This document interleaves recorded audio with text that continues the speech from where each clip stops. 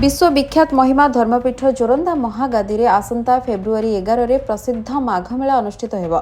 सकाळ 3:30 गादी मंदिर, 21 हातिया मंदिर, शून्य मंदिर, धुनी मंदिर रे नीति आरंभ हेबा सह अपराह्न 5:15 रे महिमा गोसाईंक गादी मंदिर झाड़दीप प्रज्वलन पई नीति निर्घंट करा जायथिबा वरिष्ठ महिमा सन्यासी बाबा नित्यानंद दास प्रकाश करिसेंती।